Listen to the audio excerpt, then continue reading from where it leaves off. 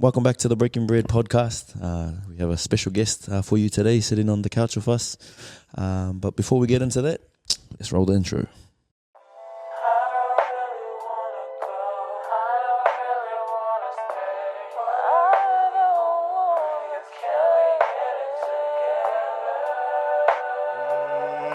Let's get ready to rumble! What's it on that beat? Oh.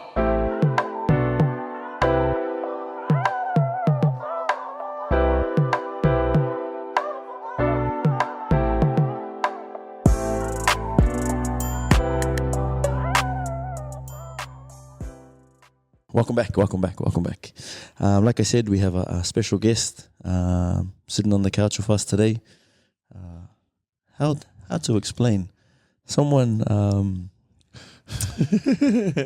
Pick your words, mate. Yeah, Pick your words.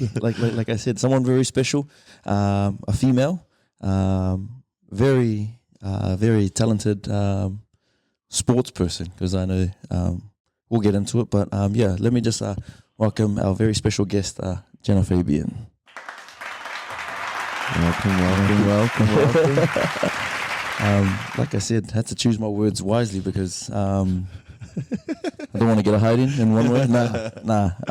Just like a person of your stature, status is, we're really honoured and privileged to have you sitting with us on the couch with us today, Genah. But before we get into it, we'll just get a little intro of who you are, where you're from, and just a little bit about yourself. Yep. Well, thank you, firstly, boys, for having me. Can you hear me? Yeah. My name is Genah Fabian. I'm an MMA fighter, fighting out of city kickboxing, born and raised in Auckland. Yes, sir. My father's side, Māori, Tainui, Ngāti Maniapoto, and my mum is Samoan German. Yeah. And,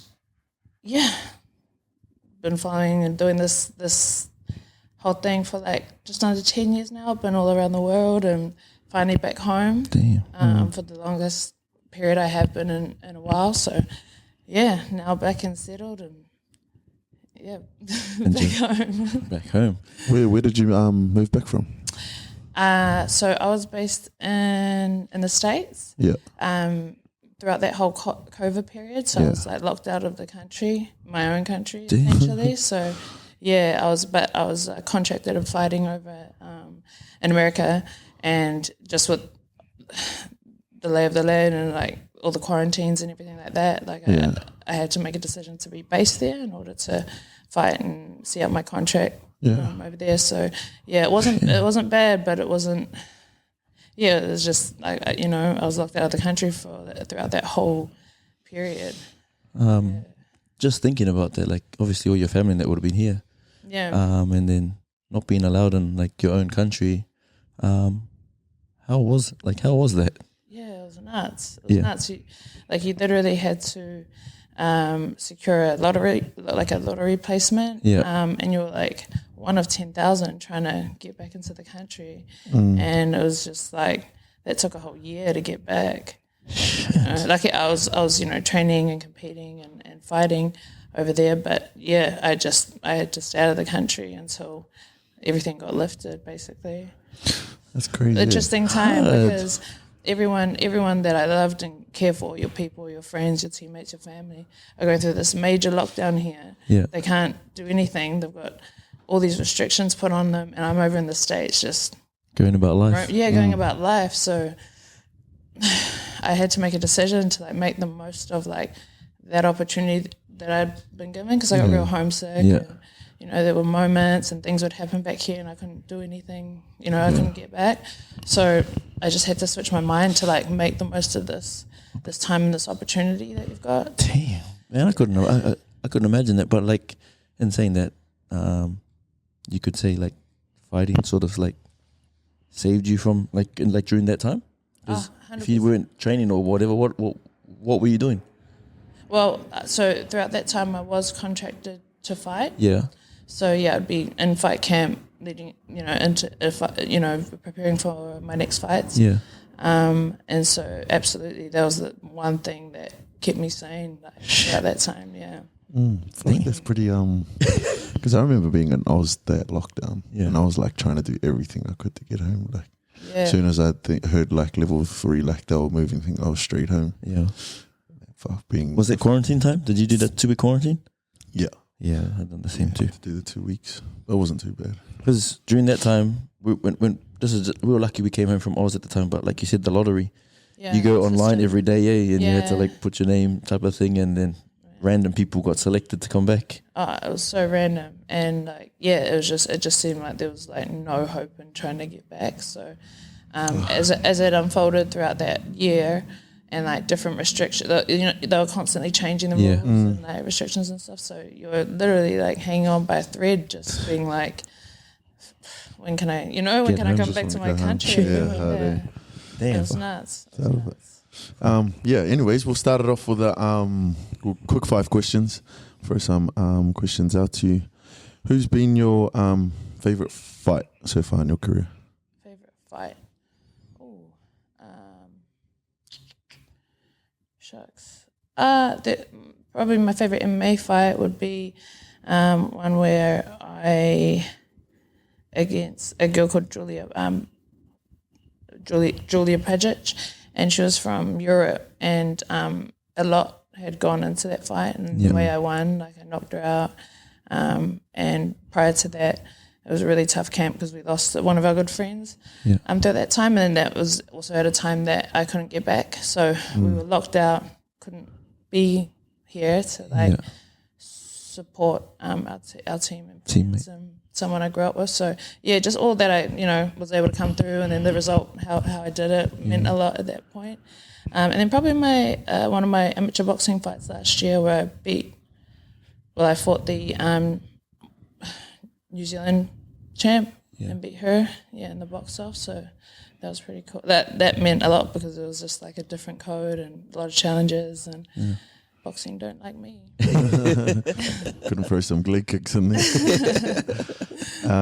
Your toughest opponent? Toughest opponent. I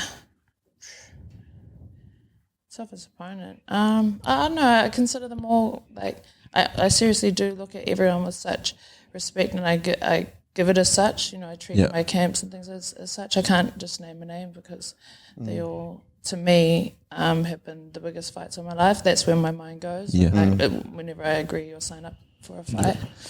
Can't say, sorry. No.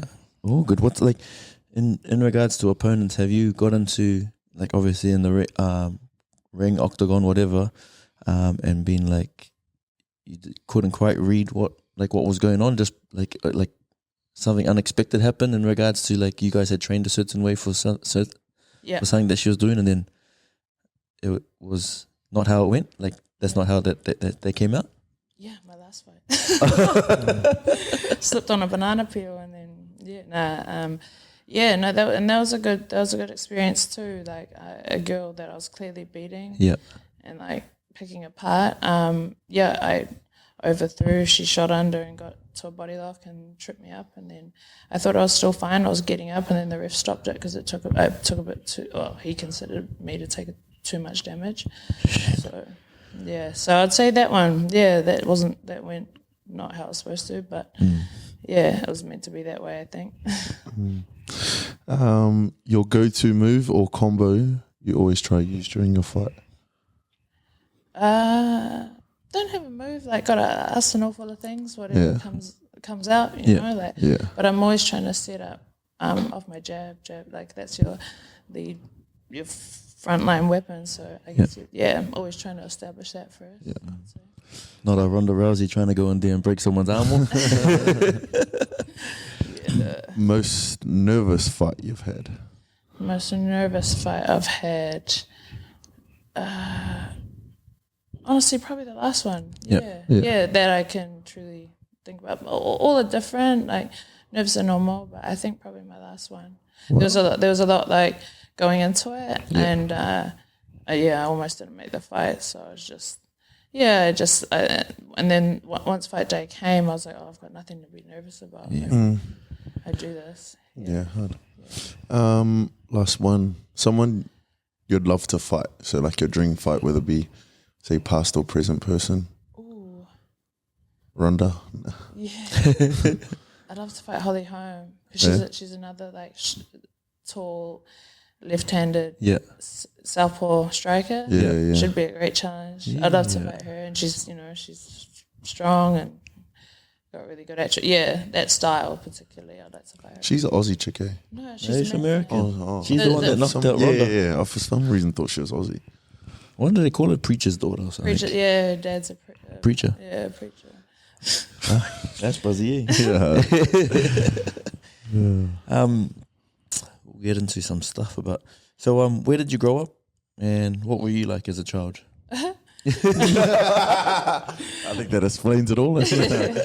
Yeah. So my family originally, like when my nana migrated to Samoa, they arrived. Well, they settled in Te Aratu North, Te Aratu Peninsula, and then all the rest of her brothers and sisters had their families. So like that side of my family, we were all brought up there, raised there, and then later on, before intermediate, we moved to Central, and moved to Greyland and Herne Bay, Ponsonby area. Like we kind of moved around throughout those years, and that's where I went to intermediate, Balmoral Intermediate, and Auckland Girls. Did you get Balmoral Intermediate? Yeah. I'll see less. True. Yeah, and then your favourite Auckland Girls. Well, that's where we were. Oh, actually, what were you like as a child? As a child. Like, were you outdoors kid? Were you naughty? Were you good? I was a tomboy. I was rough. I was shy. Just used to get mocked by my cousins. And, but a good childhood, like kind of, typical Kiwi. Yeah, running around, active. Yeah, all that. Yeah, growing up at Nana's house, like heaps of views there. Yeah. Schooling. You say you went to Auckland Girls, eh? Yeah. What were you like at school? I was like very sporty. Like I ran track back then. Yeah. And so that was my base, and basically while I was at school, and like I was a good kid. I was considered disruptive just because I talked, but like it wasn't like all islanders are disruptive. Yeah. But it's just like I felt like I would have enjoyed school more if like had the option to like be accepted for everyone learns different, and that was just like so I ended up not enjoying it, but I felt like I could have because I was pretty good at school, but just lost. Did you find like you didn't enjoy like the in classroom stuff, but school in general, like with like your friends and that you enjoyed? In general, but in classroom stuff, and I wasn't too bad. It was just like I could have got more out of it, But so I didn't mind. I didn't mind school. Eggs. I didn't mind school. You said you were sporty, and obviously athletics was your sport of choice. How did you get into athletics? Like. My mum just took me to like a club night one time, and the rest was history. When I was like, and then I did that for my whole childhood, teenage years, traveling up and down the country, competing every weekend, training every night, and then it just eventuated to like representing New Zealand and Auckland and all throughout the years. So it was. Yeah, that was my base. It was cool. Frank. Never did any martial arts or fighting. Yeah. That came random way later. Later, hey. Because that's I think at school when I first met you were doing athletics, and that was your sport of choice. And then I remember later on down the track, and then bumping into you, and I was like, "What are you up to?" "Oh, I'm fighting." "What the heck?" But that's mean. Plan. As it is in fly fee, life takes you down different roads and places. What was like as a what do you call it? Athlete? Yeah. Or as the athletics people. Yeah. Everyone's an athlete, like a sports athlete, but in athletics, right? What was your was this was it always a dream of you to obviously be doing track and all of that stuff? Like, was that always like a goal, or Olympics and stuff? Yeah, absolutely. Like that's all I knew. So from 6 years old, and obviously I continued and went through the age groups and stuff, and did really well. And then when I made the junior my first New Zealand team, which was the Junior Olympics and Pan Pacific Games. Damn. That was like my first like introduction into seeing that international level. Yeah. And so that was my dream, like to go to the Olympics and to do that. And then I suffered like my first major real injury. Yeah. I tore my hamstring. And just at that time, like mentally, I just couldn't come back from it. We tried like the next couple of seasons, and I just wasn't quite the same. But I didn't have the support as to how you deal with injuries, setbacks, and things like that. So I went a bit wayward, and that's when I moved to Oz. Yeah. And then How old were you when you tore your hammy? Like how? I would have been late teens. Yeah. Yeah, and that was my first major real injury. Like I was pretty lucky that I hadn't got anything to that point. Yeah. But that was just like, it was a great, it was a big tear.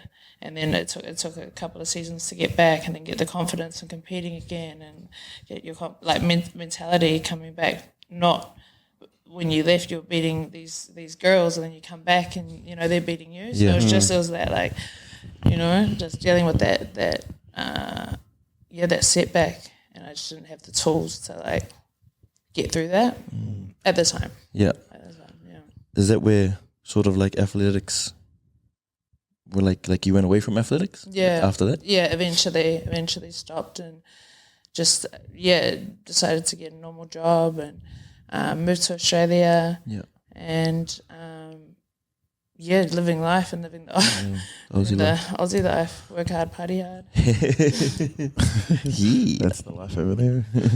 So after athletics, was that when you ventured off into the fighting scene? Yeah, not till like quite a few years later. And it was just random how I came across it. Yeah, how did you come across it? Man, so I got into this car accident and when I was living in Sydney, and I broke my ribs and broke my collarbone or something like that. Like not too bad, but like it was quite a scary, like my first real, like I got T-boned. Yeah. So it was quite a scary ordeal. And then I was bedridden, I remember, for like 2 months, 2 to 3 months, and then had to rehab and slowly get back. And I just got really depressed and like you're bedridden. I was away for just dealing with that. And then a friend of mine actually had gone over to Thailand and done like those the camps. The camps, and was telling us all about it. And for whatever reason, like it resonated with me. And he was like, "Gee, you should go try this out. This will be like right up your alley." And then just booked it, planned it, went for a month with a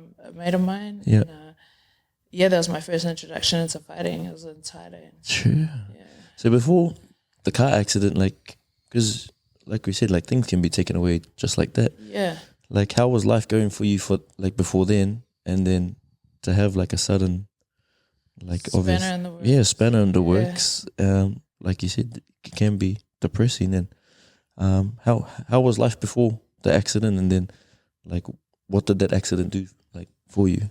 Yeah, so like so much more than I realized at the time, obviously, but as it played out. But I was just kind of like, I was just living a real young, like, work hard, party hard kind of lifestyle, drinking on the weekends, socializing, all this stuff, and not really looking after my health and stuff. And then when that accident happened, it kind of stopped me on my tracks and took it away from me. And I was like bedridden, and like someone who was really active and just used to doing whatever I wanted, all of a sudden, stay home, stay in bed, and like have a good hard think about yourself was hard. Got nothing else to do. You can't get up and walk. Well, that's when it hits you, when like, you're forced to sit with yourself and stop. So, as it turns out, that particular event like eventually had a really positive, life-changing impact. Yeah. Yeah.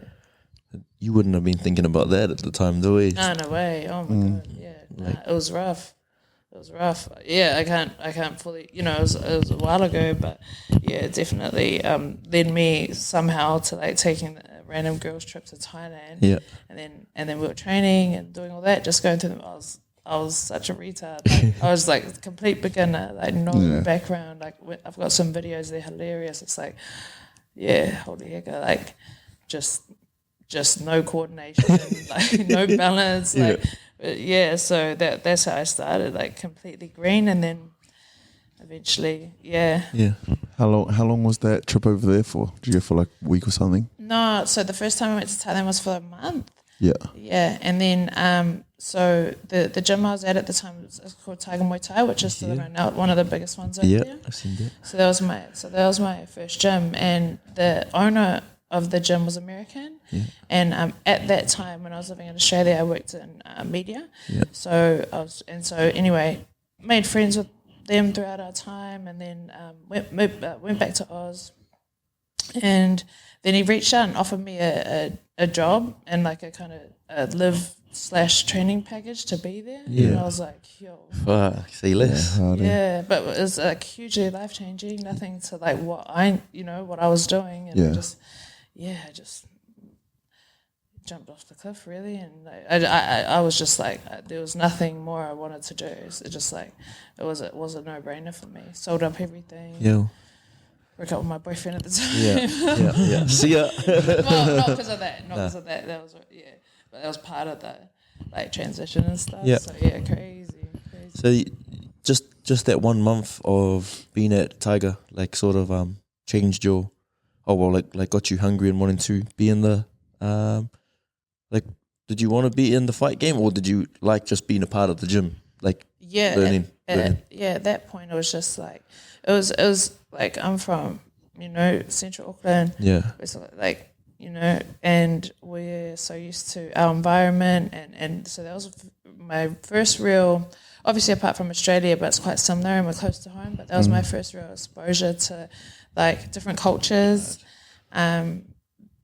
It's like people, like a melting pot of people. It was so interesting to me, and it just made me realize like how much I don't, like where we come from is actually just this little Small. dot in the corner of the world. I'm like, holy heck, man, this is there's a whole new world out there. So it just really intrigued me, I guess. Yeah. And that's what it was. It was just like this exposure to like this whole new scene, and just growth. And so I wanted to commit to just following it. I at that point I didn't think I was going to be a fighter. You had no intentions of becoming a fighter? No way. Damn. It's too scary. Yeah. So how long was it till from then was your like first fight? So did you have a fight over there? Yeah, my first fight was in Thailand, in the Thai stadium. Yeah. Rough as, like, you're literally just on a concrete block, like your Thai trainer's like having a dart, like, grabbing your hand, like blowing it in your face. It's for real, you know, and you just they're all just betting on you, around you, just chaos. Yeah. But I'm glad that was my first introduction, because I didn't get like any special treatment or like there wasn't this big process and you know what I mean? It was just rock up. Just rock up and scrap. Yeah. Yeah. And it was scary. Like I was just like, okay. And then even my first fight, I was just like, all right, cool, ticked off, done it, never do it again. I didn't think it was for me. And then had another fight. And then eventually, like I actually was like, oh, yeah, I think I want to do this. So like I'm into it, but it took a while. I didn't think I was cut out for it. Yeah. How many fights did you have until like you got that like, bro, this is me? Like, and then what do you think changed your mindset and being like, actually, I want to go down this track now? Yeah. Winning. Winning. Winning, because I'm extremely competitive. Yeah. I've got for me to want to really truly commit to something, I've got to know that I can do it. I can be the best at it. If there's a chance, I'm all in. So that's kind of that side of it, but also as a lifestyle, like it just humbled you. It like taught me so much. Like I could have grown up a very certain way. Like I was working in corporate, I was doing well.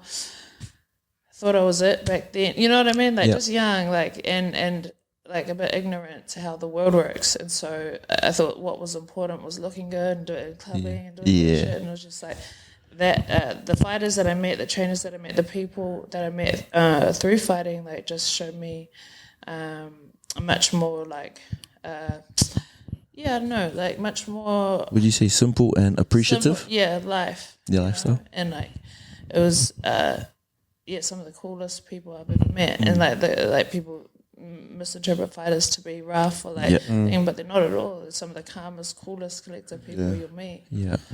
They just know when to flick the switch. I guess that's part and parcel of being a fighter, is like knowing when to flick the switch, because it's a discipline, right? Yeah, absolutely. And obviously you train and whatnot, but it's you get your disciplining yourself into obviously becoming the best fighter.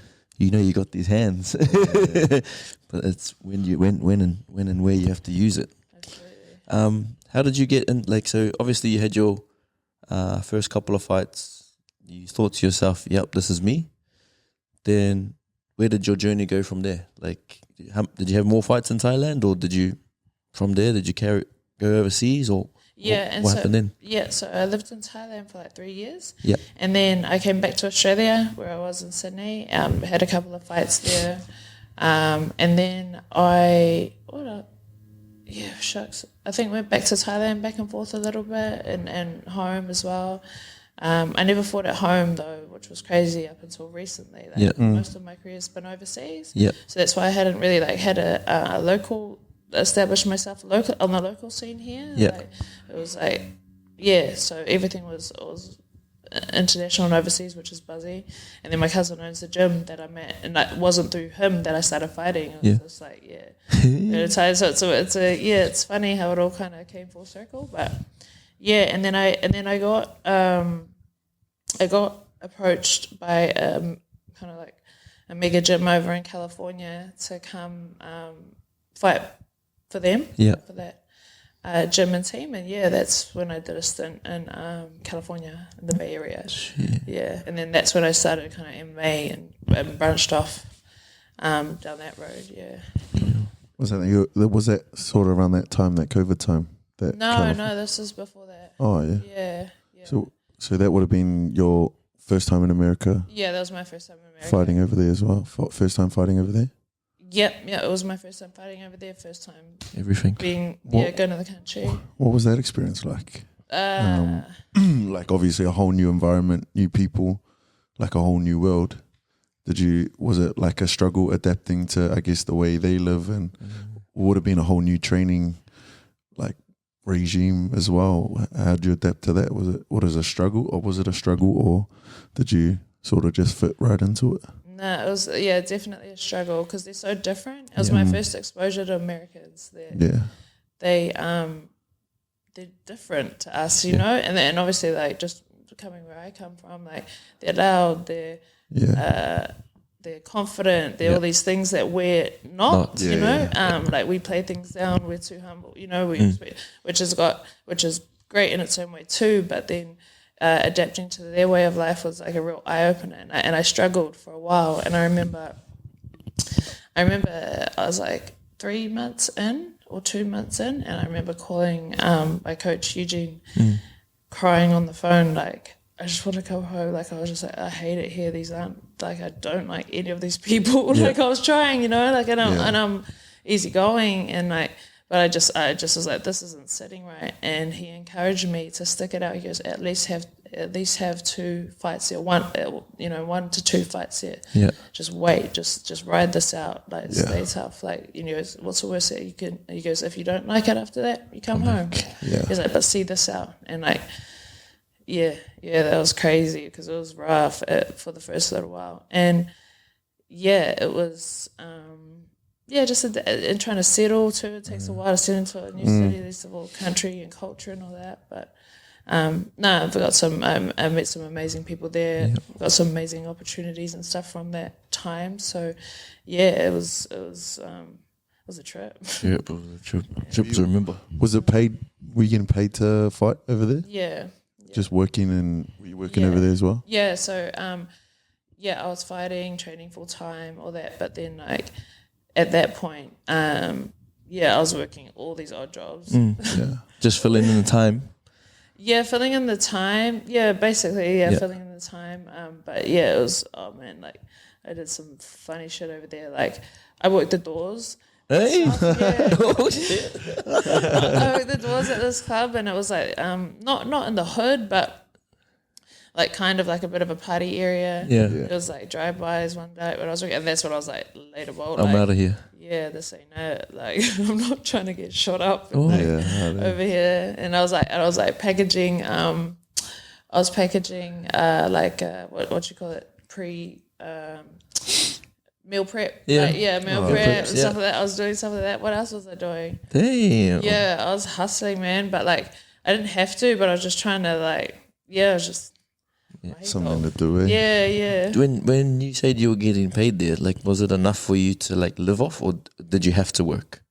I didn't have to work. It just helped as well, though. But I was fortunate enough to have a kind of like a deal where, like my living, transport, car, food, all looked most after. part was provided, which was I realized I was extremely lucky. That doesn't happen to a lot of fighters. Shit. Maybe now these days, as the sport and stuff is like getting more popular and growing. Yeah. But at that point in time, that was How many of you were there doing the exact same thing, like in regards to fighting, like as in women?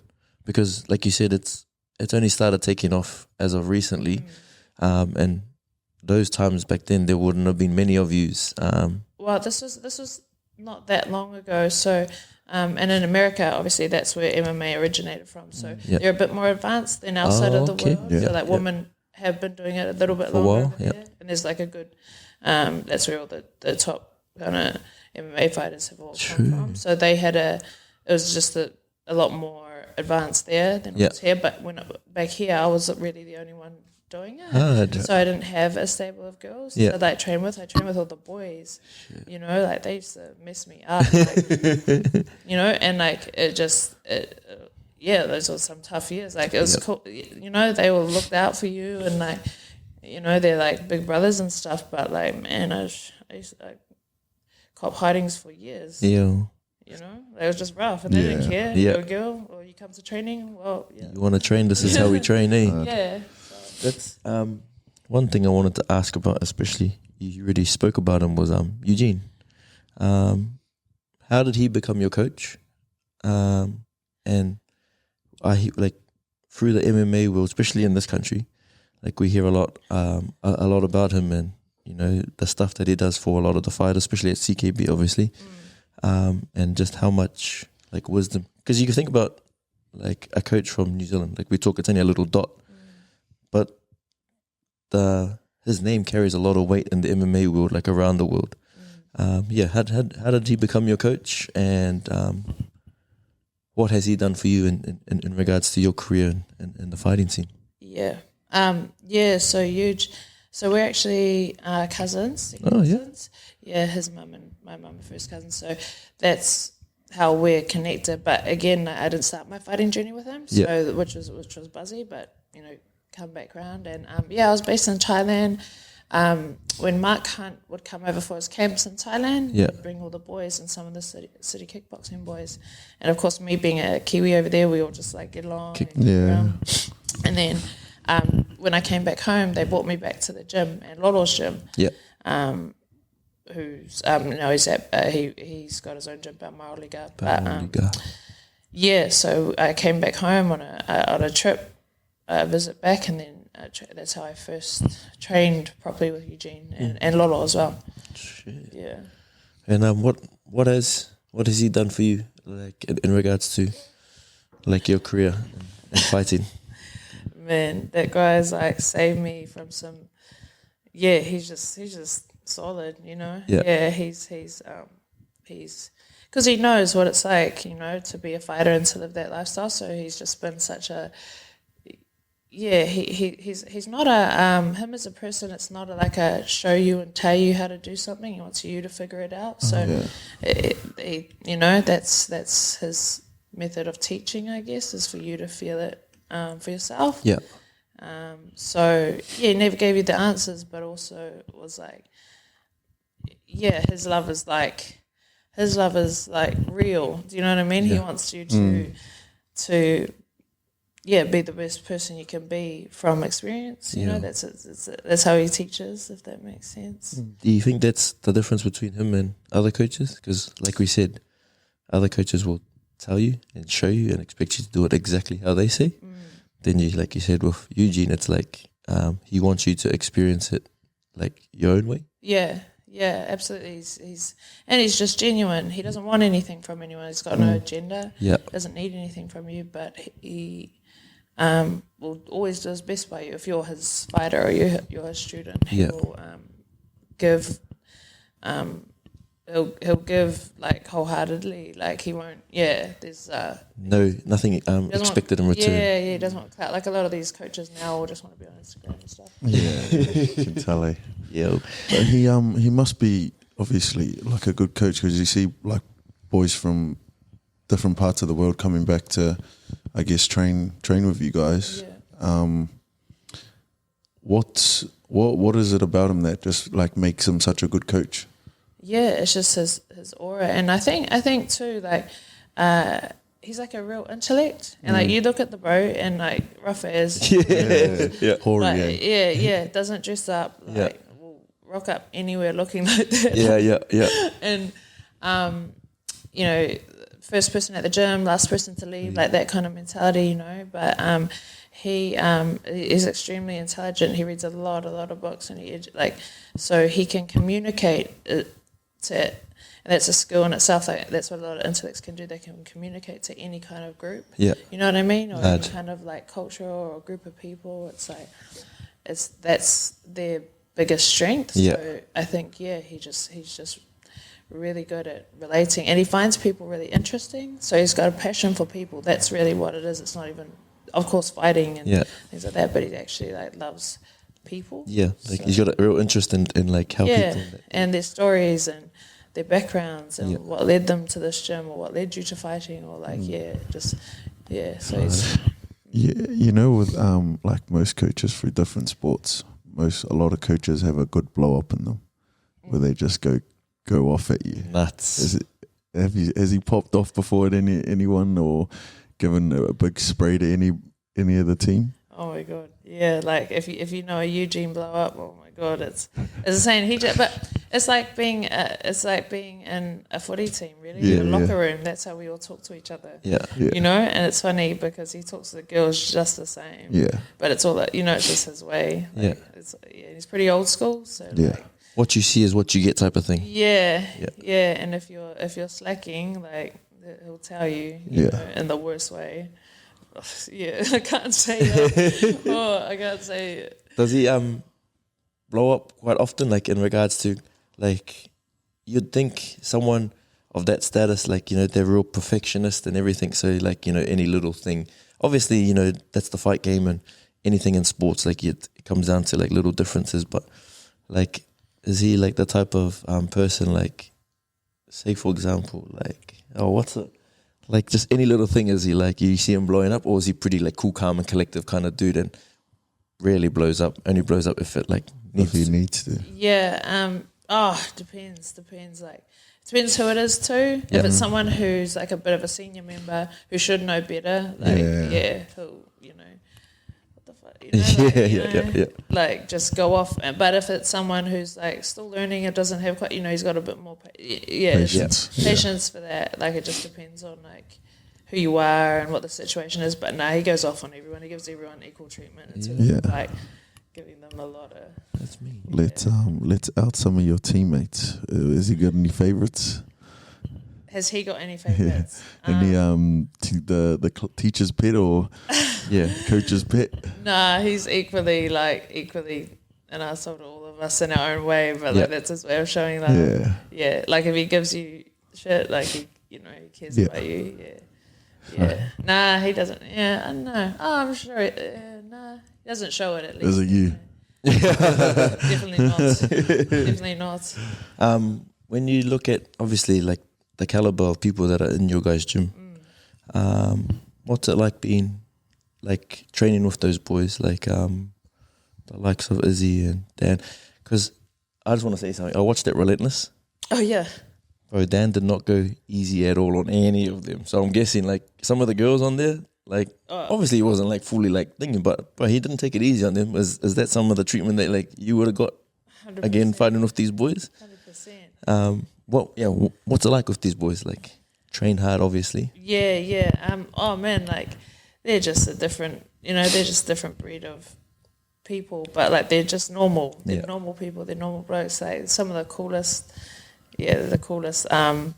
people you could ever meet, man. They're but like Dan is a psycho, but the best kind. You know, he actually like he will push you to your limits to get the best out of you, and take you to your limit and see if you can get past that. And that's his way of like showing love is by testing you and putting you in an uncomfortable situation, and you know, trying to test to see if you can make it. You know, just push yourself that bit more. Yeah. So he's needed. People like that you need. Because it's coming from a good place, eh? Yeah. Like he wants you to get better, and this is his way of trying to help you get better. Bro, yeah. So.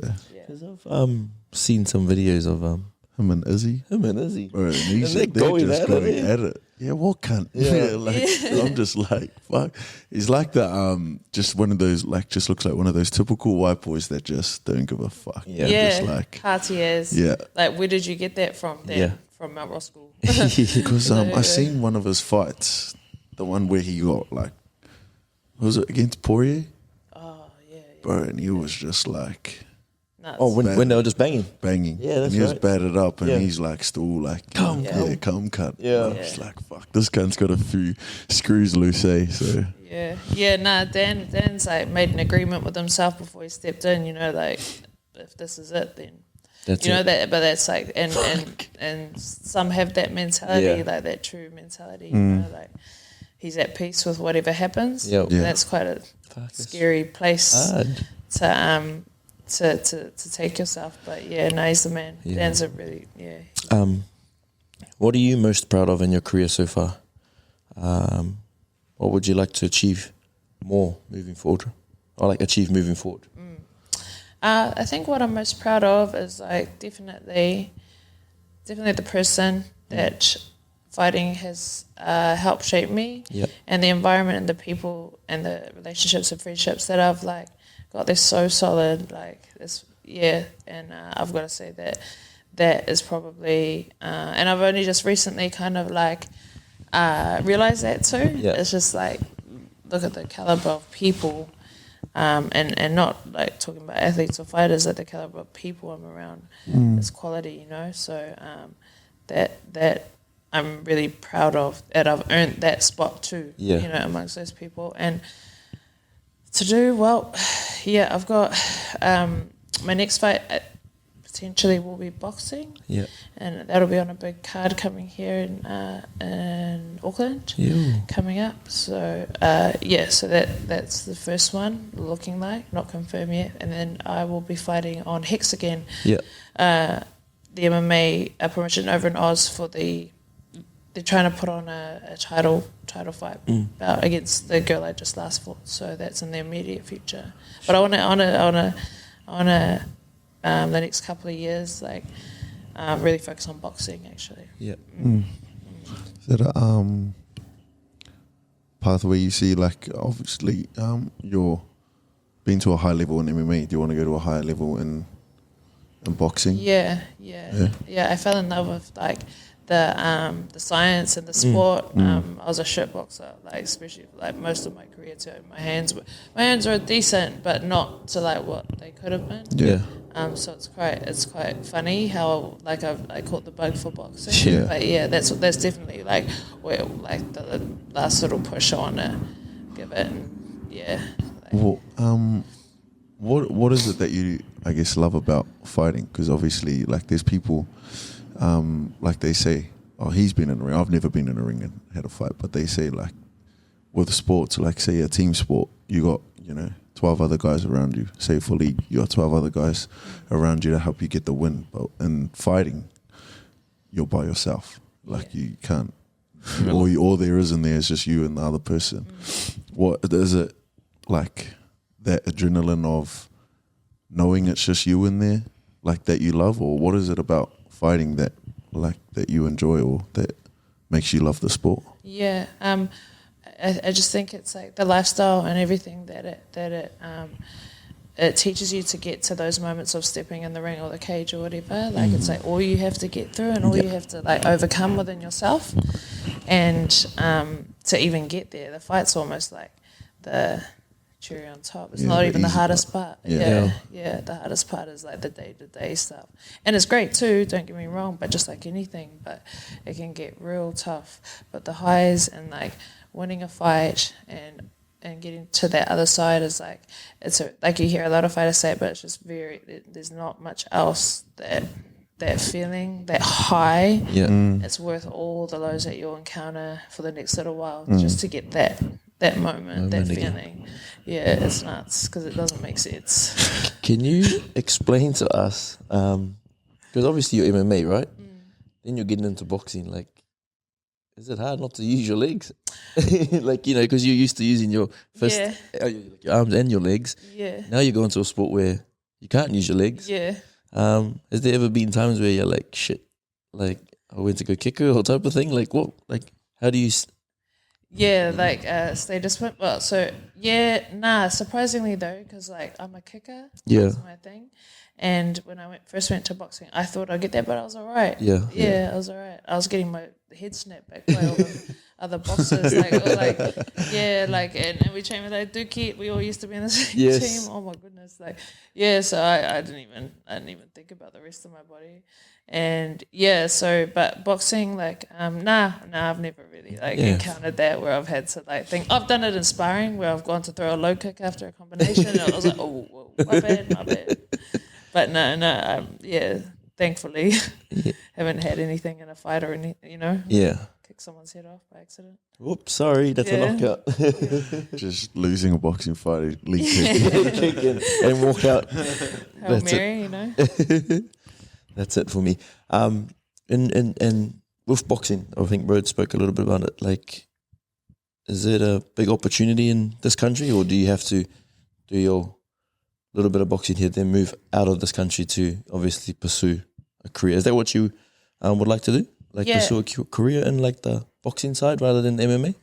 Well, yeah, I just want to that's definitely something that me and the coaches, Doug and Huge, that we've spoken about. And they think that I've got a good opportunity and chance there. Yeah. My next few fights will definitely be local because there's quite a few girls in my weight class. Oh yeah. As boxing girls and male and female boxing here runs quite deep, so there is a good local pool here. Yeah. And then I'll branch off to Australia and the promotions there, and then I look to get signed by one of the top promoters. No limit. No limit. No limit. Big Georgie Rose. Big Georgie Rose. Those shows are going off out there though. He's doing real well for himself. Millionaire now. Shit. You touched on your last fight. You obviously said you slipped on a banana skin and a loss. Obviously we say a loss is a learning. How do you bounce back from, I guess, a loss? Are you one to, I guess, just sit back and reflect on it, or are you the one next day back in the gym? How do you take losses? Because for me, I struggle with losses. I'm just I hate it. And I would just shut off from the whole world. I want to delete social media, everything. So how do you deal with say a loss?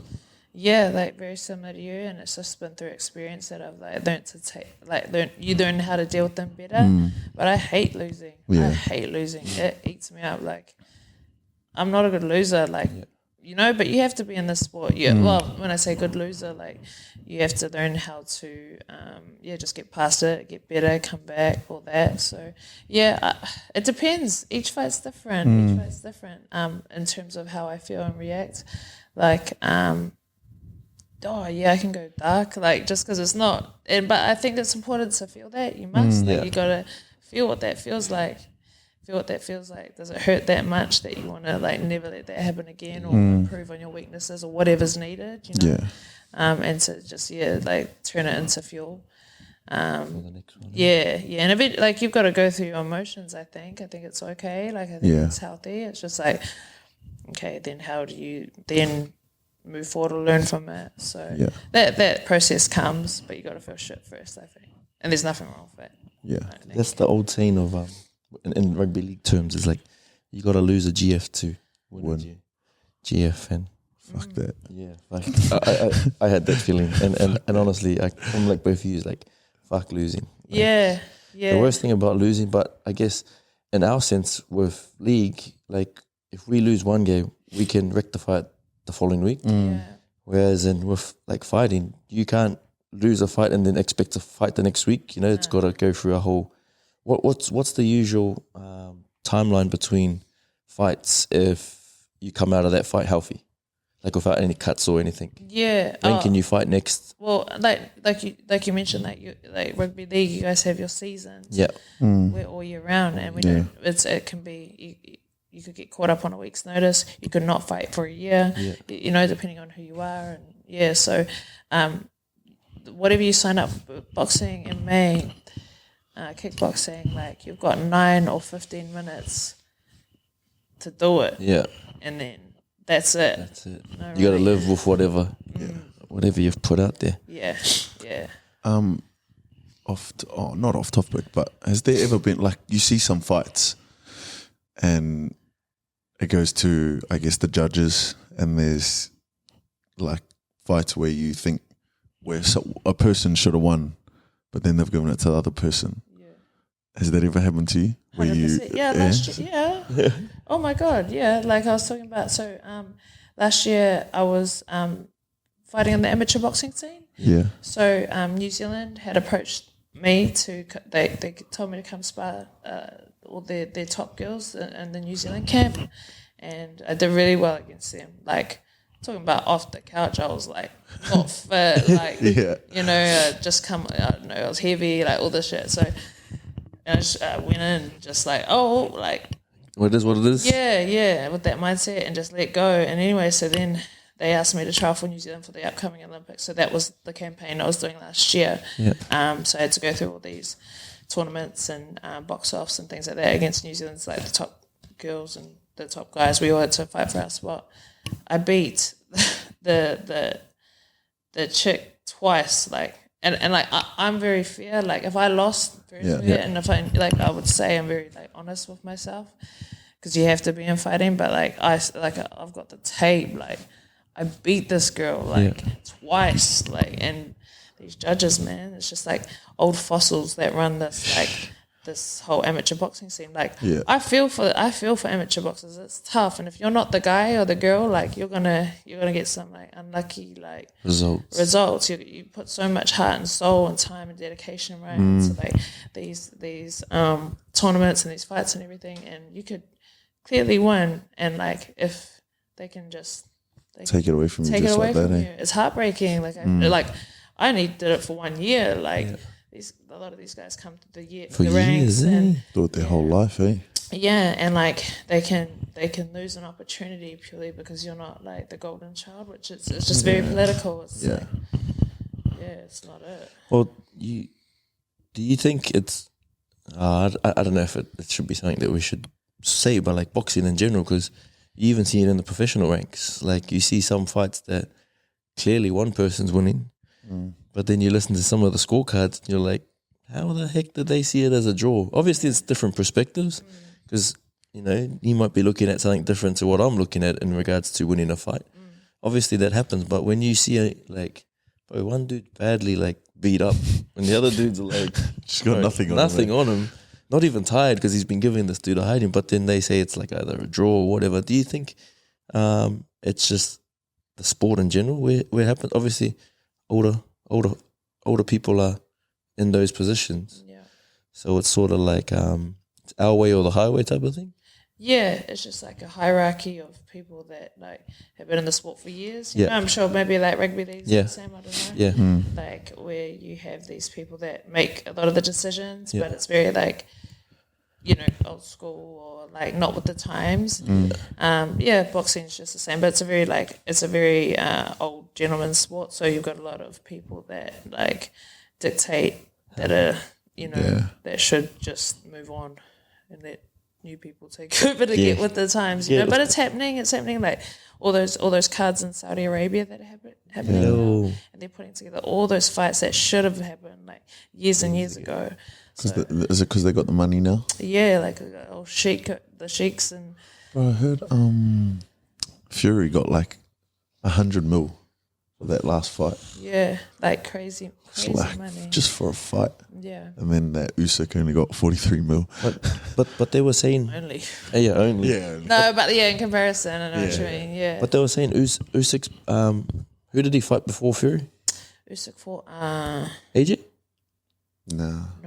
it was like Whoever his big fight was before that he's been taking that 70-30. Like he would let them have the 70, he would take the 30 part of the pie. Yeah, just to be able to fight. Just to be able to fight. Yeah. Because he wanted to prove that he was the best. Yeah. And look what he's gone and done now. Yeah, so. man. Yeah, it was a good fight. I don't know if you watched it, but yeah, it was a good fight. What do you reckon? Do you reckon they should have stopped it when Fury got rocked, or you reckon he was still there? Or Fury's tough, like in his experience, you know, like let him go out on a shield kind of thing. But yeah, like legit, like that was standing 8. But the right decision. He's been freaking knocked out by Deontay and still sat up. The old Undertaker. That was nuts. I was like, what? What the heck? What's the hardest part of being a professional athlete and also your favorite? The hardest part. You don't like only certain type of person can kind of understand you. You know what I mean? You can't relate. A lot of people can't relate to your lifestyle. They have a perception of what it is, and you just train all day and do this. It's like, bro, I'm fighting lions and tigers and bears daily. Like, are you serious? You know, this isn't like I'm not doing weights. Like, I'm, you know, I'm getting my head punched in. We're trying not to. Hour. We're trying not to, and it's just like, like the amount of dedication and sacrifice it takes. Like, not even just like physical and training, like relationships. Family, like it can, you know, like there's choices. So it's just like, I guess, you just have to kind of, you just understand that you're not going to relate to not everything. Everyone. You can't. And then the best part is probably just like that, but the opposite. Like it's like everything that it allows you to do, and like everything it teaches you. And the things the adversities and things like that you go through that make you a stronger, better person. Like the lessons that you learn, that comes with like the lifestyle and what's required. Because you look at rugby league, like I only can refer back to rugby league because it's obviously the sport of choice. But when you do a pre-season, like people don't see that. And then when you come out on the weekend, they just see like the glitz and glamour of like, oh, they get to run out in front of a crowd. They get to obviously get paid lots of money. They get stuff for free. And then all of a sudden you get the people like, I can do that. But little do they know like what goes on behind the scenes. But I can only imagine for a fighter, like we said, we got 12, or if you look at a squad, 30 of us, like pushing each other, where obviously you guys got your gym, your gym pushing you, but once you go into that ring, it's only you. So it's like, you know, if you haven't put in the hard yards, or you know if you haven't like done the sacrifices that you need, that these people don't see, and they always like, but I can fight. Next minute, get into the ring and then getting their head punched. You know, they don't see you getting your head punched in or fighting bears and lions or whatever it is weekend, like daily. All they see is when you come out, and then when you win is like, oh yeah, I want all of that, you know. But they don't know what goes into, especially a weight cut. What's a weight cut for you? Like how do you deal with that, and what's some of the stuff that you've had to do to obviously make weight? Oh man, I've had some serious weight cuts. Like, what's the most you've had to cut? The most I've had to cut is like 7 kgs overnight. Like what? 7 kgs overnight. Like within a day. How did you do that? man. So like, saunas. yeah. Like no, so there's a bit of a process. Obviously, we've got it down now for science and to a healthier way to do it. But I did it all the old, like my original coaches were all just like. What's old fashioned? Like, what is that? Like, what did that look like when you done it then? Compared to put a sauna suit on, sit in the sauna, just sweat, die, like come out, do it all again till you make weight, running on a treadmill and like sweats and plastics and just got no energy, got no. Because you can't drink water either, right? Yeah, not in the last part of that cut. Like you start to take your water away, like a day, 2 days or a day before you weigh in, because you're retracting water from your muscles, so that last little bit, like, it's just depleting your body and your muscles, basically. That's the last little bit you're trying to get rid of, is that water inside the muscle. Well, that's how the water load works. Like you load up, like overload yourself with water for like a week, and then you start to take it away to nothing. Shit. Yeah, it's nuts. Yeah. Like cutting's the shittest part of this one. We're struggling to lose 7 kgs over 8 weeks and over a year. Gotta do it overnight. Shit. Well, it's real. Like I wouldn't ever wish that for anyone, because like it's so like the effects that it has on your body after, especially like at the bigger cuts. And they're like it can really ruin your body for a while, because it's just you've just required like too much from it. Do you know when because I hear it a lot, like when they say you've cut too much weight, what is the feeling like for you when you actually go into the fight? Like, do you feel, obviously there's effects from it, like how do you feel, like how has it made you feel when you had to cut, like obviously 7 kgs? Cut, and I've only done that once, and saying that it's not like it was like that all the time, but they were higher, and girls are different, like we've got hormones and stuff, and so like we don't lose weight as fast as men do, like it's just different factors, but like I've definitely gone into say I've had a bigger cut that particular fight, and I've definitely gone into fights where it's just like I haven't felt my best, but you just have to mentally block it out, because guess what? That's what you're showing up as. It's hard. It's like a whole thing. Like, but it's all mental. What would they do nowadays? Like you said, they put you in a sauna suit, go in the sauna. What would they do now? there's a whole science behind it now, which is cool, because like there's like proper nutritionists and stuff on board now in the sport that know how to tailor like a weight loss plan for MMA athletes. Because they just need to touch that number, and then boom, you want to get as like not as big as you want. There's a science to it, but then you want to get strong and like fill yourself up with water and all that thing, to be the bigger and stronger on the night. Yeah. So it's silly, really. That's pretty intense, eh? Because as soon as you weigh in, go on the scale, get everything ticked off, then you're allowed to do whatever the hell you want until the fight, which is the next day. Is that correct? Yeah, but you're following a pretty like regimented plan to like introduce like the right nutrients and foods and stuff, and so you can't just go like have pizza now. See, that's you want to do that? You want to be a fighter? Well, and that's like probably the hard. It used to be. Now I'm better, but it used to be the hardest thing for me was the diet. Yeah, not for the fight, like for months and months and months, but it's just part of it. Like what would you do like after a weigh-in? Because would you go straight and drink like just heaps of water?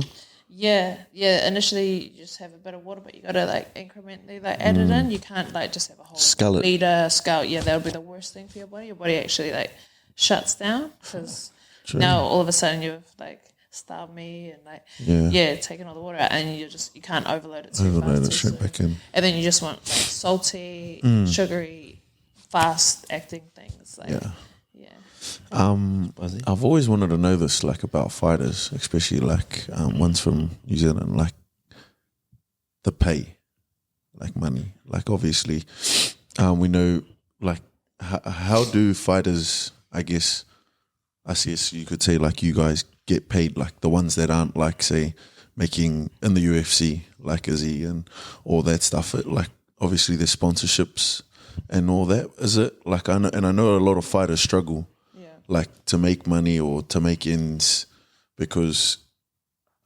training for fighting like takes up so much time. Like it's an everyday thing, sort of all day thing. So what's like the process of like people getting paid and like all of that sort of thing? Do you get paid by the fights you do, or do you have to be on a big card to sort of, I guess, make money to, you know what I mean, like support yourself? Yeah. It's like big steal and borrow basically, so you can make it. Like you know, for a lot of fighters and a lot of up and comers, like but like on the local shows, you won't typically get paid on some of the bigger ones, like there's Art of War, King of the Ring, and things like that. You'll get paid. But typically anything like all the local shows, you won't. It's just experience and getting your name out there and building yourself, you know, building up. Now with boxing and MMA, like there are a lot more opportunities, and so like you can go over to Oz and all these Aussie promotions and stuff like that, fight there. So it's growing, but it's like usually people have to have a job, or some sort of like financial sponsor situation to be able to support themselves till you make it. So like it's it's like be really good at fighting and have no money, or balance it. Or like half. don't train as much and then get beaten by every single kid who's dedicated their time, like who's at the gym sacrificing. It's like, which one's right? Well, depends on the person. Because a lot of like fighters travel overseas to, I guess, fight, and would it be to make money as well?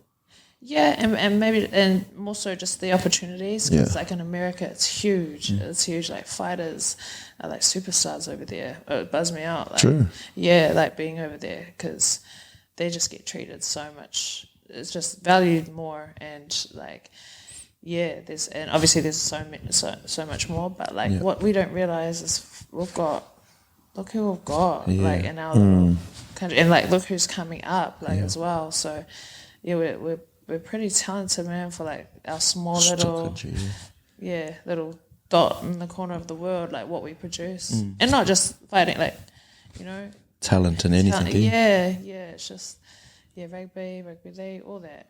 So.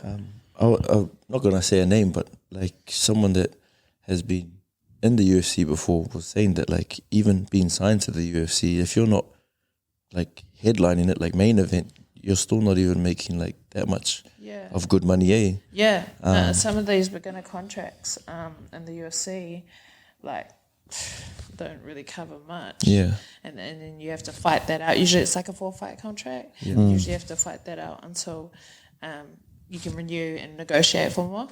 But a lot actually of the like beginner contracts are really not like not much at all. That's the misconception of as soon as you sign with the big company, you've cracked it. You've cracked it. But then like you got to think about, because when I was talking to them, it was just like you got to think about like your training camps, like your food and everything. Like, you know, that you don't just eat for free when you become a UFC fighter. Bro, and this healthy food ain't cheap. Or any food in New Zealand ain't cheap these days. Cheap, and like, you know, you got to pay for all the food, but then plus like if the gym don't let you fight, like train out of there for free or whatever, you got to pay for the gym, and then you got to pay for like obviously like all other stuff. You got bills and whatnot to cover, and so like he's like they were saying is like sometimes like, you know, you get this misconception is like if you get signed to the UFC, like you're a multi-millionaire straight away, and that's not the case. So like I said, do you want to balance it and be getting beaten, or do you want to be the man and dedicate all your time to it? All in. How do you handle criticism, like especially on social? Or actually, have you got criticism over your fighting career in regards to you as a fighter? And if so, how do you handle it? Any keyboard warriors? Some, but to be honest, like I'm pretty like, I haven't gotten too much like weird stuff or like yeah, but there's always going to be, especially when you put yourself out there to do something. Like, it's just that's all people can judge you off. Yeah. So it's part and parcel. But yeah, I've got a criticism, but just like a compliment, like it's all the same. Yeah. Like, like never too high, never too low.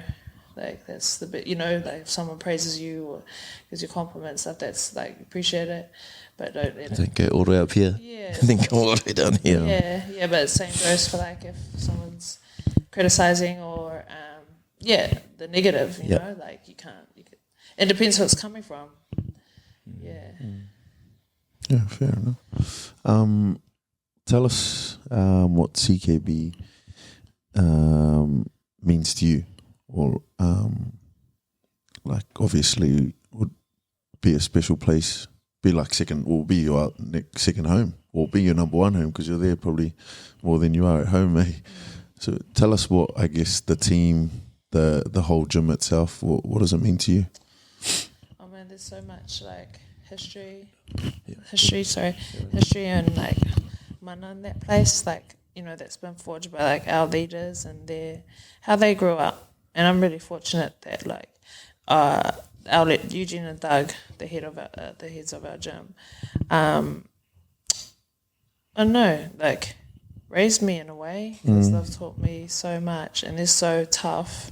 It's not easy being around them or being a student under them. They demand like the very, very best of you, and if they feel like you're not giving that, they'll tell you some like ruthless things, but it's just like they care that much, and so that they're real old school. And some can handle that, some can't. So, but I feel like, like I'm so grateful to those two because they're just true leaders. They're truly selfless. Yeah, like there's people they don't want anything but for you to do your best and be a good person. And so we mess up, but we doing all the things outside, and but they keep you accountable and keep you in line. So like, I'm just like extremely grateful for them. Like, good men. That's it, mate.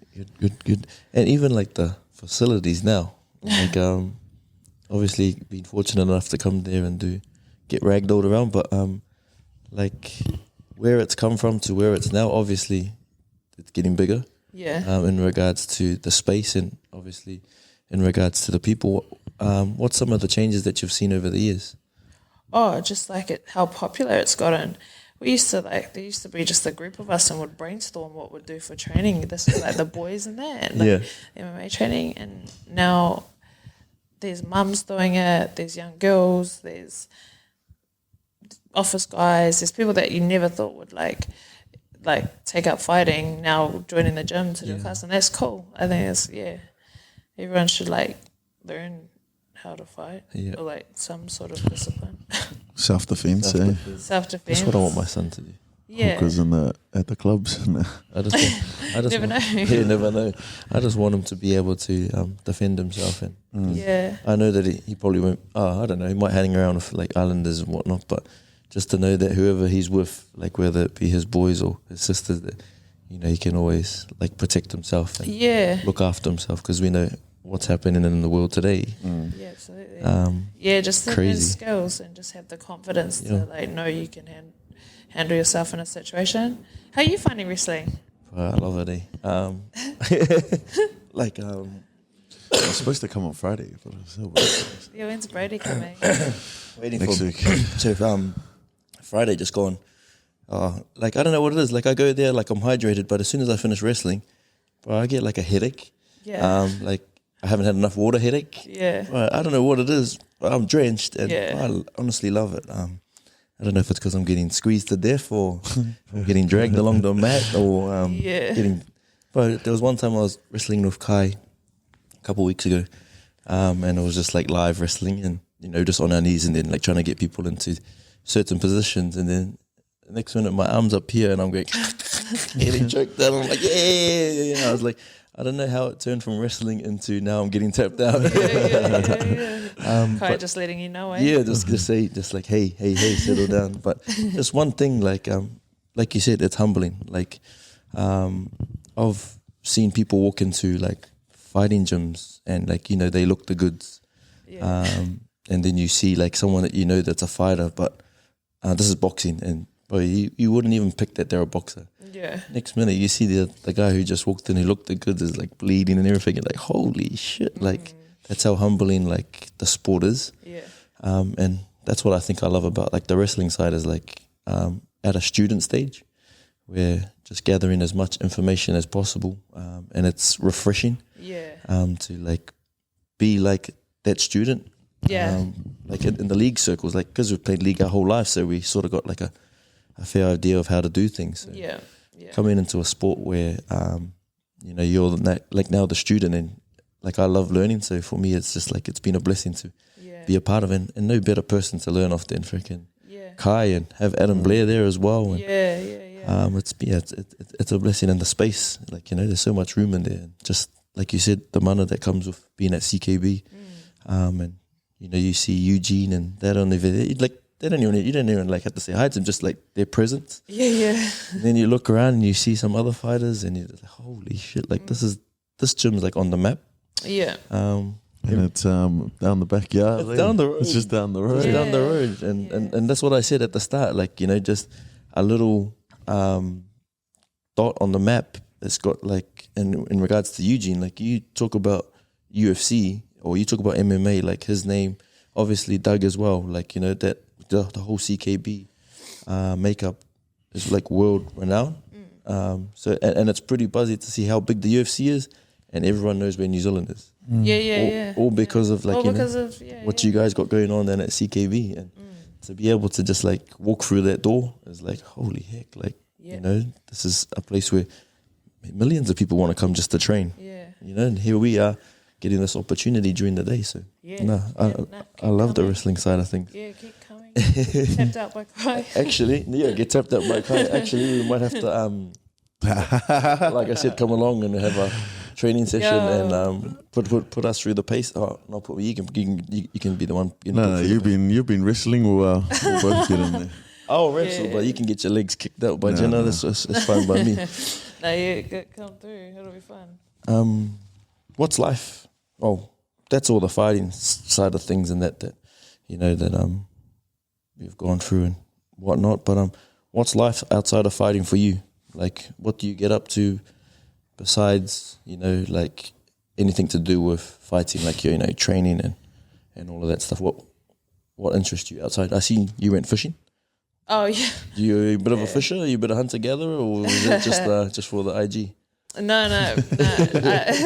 I like fishing. We fish quite a bit, and I haven't gone out. That was the first time I've gone out in a while. Yeah. Like probably since the beginning of the year. So we went out on one of the boys' boats and had a jam. I haven't been hunting. I haven't hunted. Yeah, I want to. My dad and my uncles are all pig hunters. Yeah. So I'd love to, but they, you know, write me off and reckon I can't handle. Like, you know, you got to carry it back. Yeah. Like, no, so they just don't want to take me. You know, they don't want to take a girl. But no, yeah. So yeah, I enjoy fishing. I teach kids as well, and I do a bit of media stuff like presenting and commentating and things like that. Like on the side a bit, so lucky enough to get those like opportunities, and that's definitely something that I want to get into a bit more. Kind of, like maybe at the same time that I'm fighting, but it's requires so much of you. So it's just kind of when I can do certain things like that, then it's cool. How does the fighting go hand in hand with like you being on TV? Because, like I said, like you're getting cut, like bruised. Then you're meant to be in front of a camera, like how does that work? Like it's not the two you'd put together, right? Yeah, you know, like most people they want to do anything because they want to look like the best as possible, but that's your job. On the other hand, like putting yourself in the firing line. Maybe I should go for radio. Podcast. No. Yeah, I don't know. No, I don't know. And the worst, my biggest fear in fighting when I first started was if I ever broke my nose. Yeah. And that happened. So now like all my fears went like, it happened like that a bit later on, maybe a few years ago. Yeah. And a chick kneed my nose as I was like dipping my head out and just like, and then I was like, oh, okay, well, I don't need to be scared anymore. I've done it, you know? What was your biggest fear? Yeah, that was my biggest fear. Straight up, I was like, anything, just don't break my nose. Having a big Blake Ferguson nose. It kind of, it's crooked. What's your definition of success, or what do you think success is for you, in a way? Success. Yeah, like just honestly, like genuinely happy and surrounded, like everyone, my people, like happy and healthy and provided for, and if I can help in any way, and just make sure that everyone else that I care about around me is good. It's like, that's all I want. Yeah. For the last question, what's your biggest goal for yourself this year? This year? Yeah. What do you want to achieve for yourself this year? So there's okay. Spill it. Yeah, no, I'm like, shit, I can't really. But so there's a couple of things coming up, but definitely like these next two fights that I've got coming up, and this potential boxing one in the pipeline is going to be like a very big, opportunity going forward. So those are kind of what's on the initial like horizon. Yeah. And then some other outside stuff coming up later in the year, but I can't say. It's stupid. I shouldn't have even said that. I hate that. Nah, you're right. It is what it is. Like we said. It is. So that's I'm gonna have my hands full with that coming up. Those two things. So keep our eyes out. No, should be boxing this next one in July. Yeah, and then September. The rematch. Do you know when you say for this opportunity of boxing, so like if it does eventuate and you do get this opportunity and you win, is it going to open like doors for you, or is it just like an opportunity to get your name out there in the boxing scene? Just it's going to be both, both, but it's just going to be a really big platform and hopefully and good payday. Yeah, that's what we're looking for. So, right? 100. Good. Yeah, so it's good. Yeah, it'll be good. But you guys will hear about it. The big show that's coming here to Auckland. Yes. Yeah. Before I give it to you, what's your fight name? I don't have one. What would you like? Let's make up one. Let's make up one. So I tried to call myself, but no one bought it because like fight name should be given to you. Yeah. You can't make it up. Yeah. But I remember when Khabib came out. Yeah. Nurmagomedov, and I told everyone to call me Genah the Eagle. The Eagle, yeah. But they were like, no. You're not a wrestler, do you? Like, what? Why? Where did the Eagle come from? Obviously from Khabib, but why did you... I liked him. I liked his style of fighting. So I was like, tried to get it going, but didn't stick. And then I wanted Francis Ngannou's one, the Predator. The Predator. Everyone's like, shut up. So nothing really stuck. What? She'll give her one. What do you reckon? What's another one out there that obviously is not associated to someone that's really using it that you would like? Oh, the Chief. The Chief. Yo. Oh yeah. See.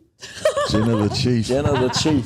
No, it's a joke, but the Chief. Yeah, we'll stick with that. Or just Genah Fabian is fine. Genah Fabian. Yeah. What do you reckon? But it's weird because I never got. Chief.